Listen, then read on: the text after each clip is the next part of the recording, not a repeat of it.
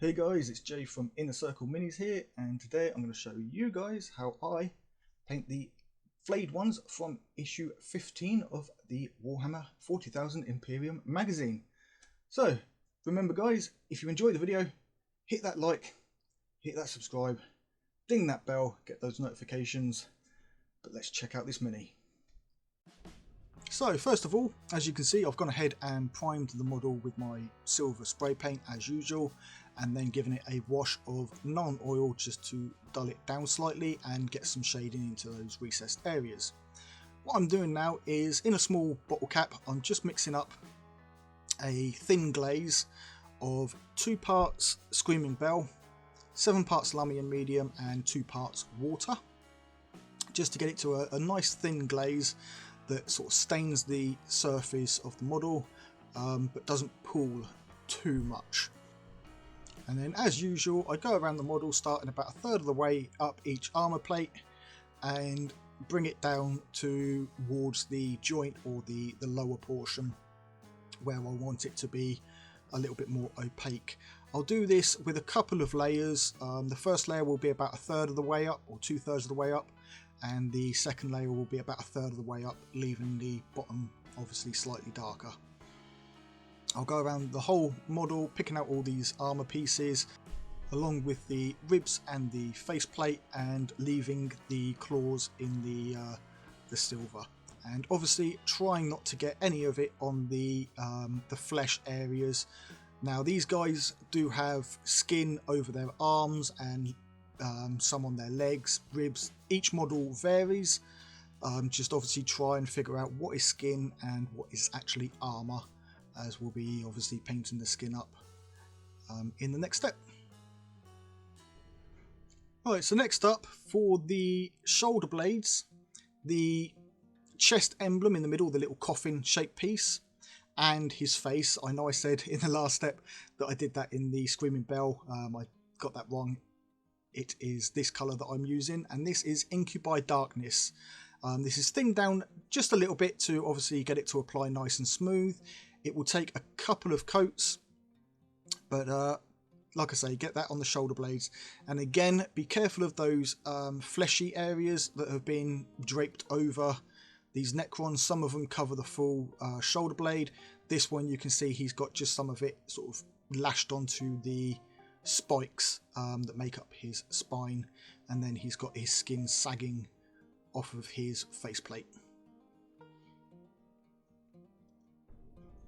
Right, so next you want to take some Kislev flesh and apply this to all of the fleshy areas. So any of that skin that is hanging down the arms, the legs, over his torso, anywhere on the model. Like I say, they vary.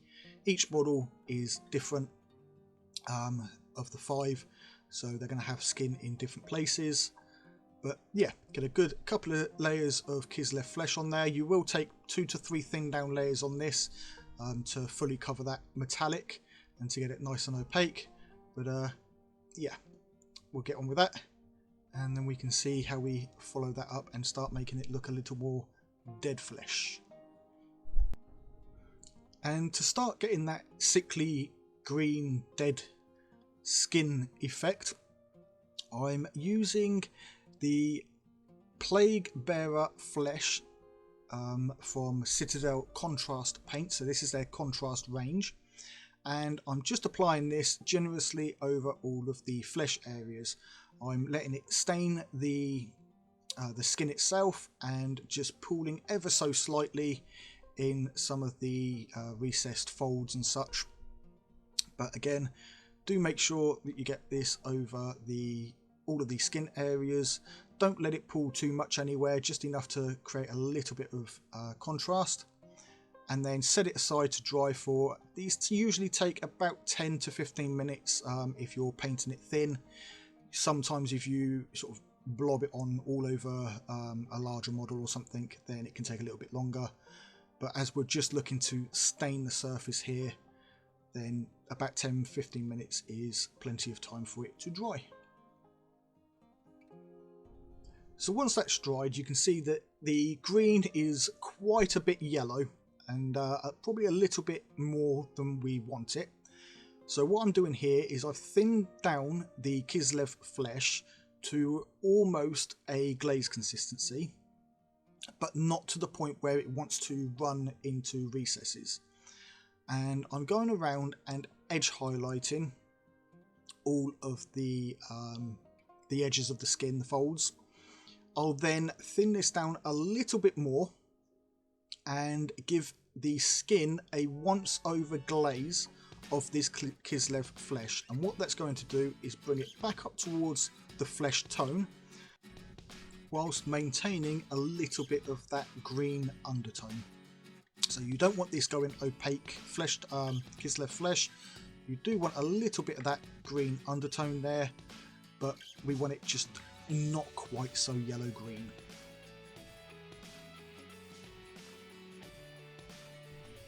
So once we have that flesh tone with that sickly green undertone to it, I'm now using some Flayed 1 flesh to again go round and edge highlight all of the skinned areas. Anything that's sort of more to the open light source coming from above, but yeah, just go around and get those edge highlights on there. So with the majority of the Necron now done and all the skin finished, I'm just taking some Psychotic Illusions colour shift metal from Green Stuff World.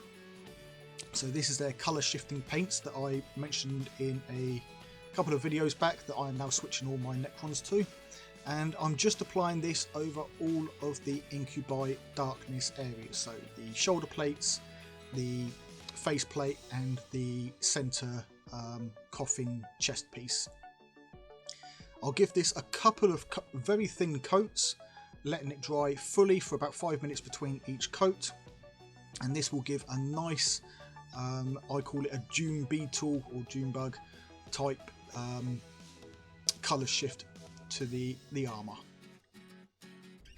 And then finally, to finish the Necron, I'm just taking some white Scar and applying these to the eyes and in between the ribs, so anywhere in the rib cage where his interior glow is going to show through.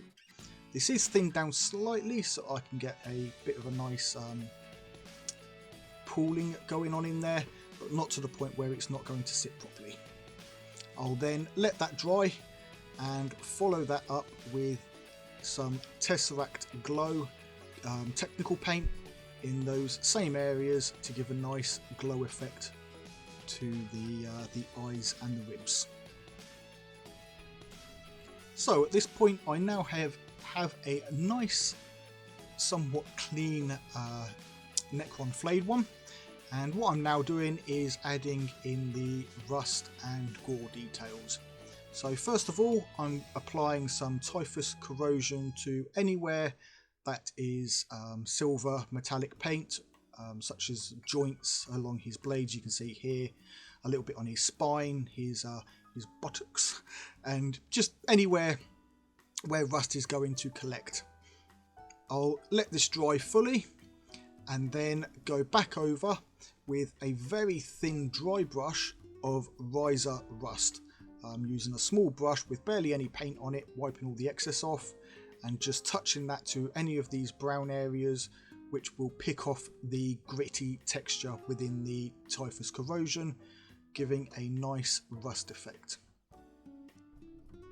And then finally, to really finish this model off, I'm using some technical paint, Blood for the Blood God from Games Workshop. This is a bit of a thick, gloopy red paint, and I'm applying this to anywhere on the skin that would be the inside of the carcass that it was flayed from. So anywhere where it would be the inside of the skin, not obviously the outside.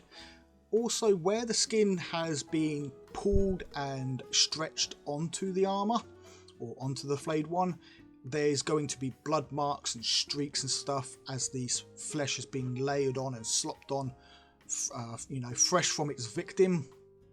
There's going to be sort of blood all over the place, and then of course on the blades of his fingers themselves, as that would be what he used to slash up his victim. And there we go, guys. That is the finished the finished model. I hope you guys have enjoyed this video. As always, if you have enjoyed it, hit that thumbs up button, hit that subscribe button, and subscribe for future videos. You'll get those notifications as long as you ding that bell. For anyone who has recently subscribed, a huge warm welcome to the inner circle. Thank you for your support. Thank you for helping this channel grow. But that is all from me, guys. As I said, I hope you've enjoyed the video, but until next time, take it easy and keep painting those minis.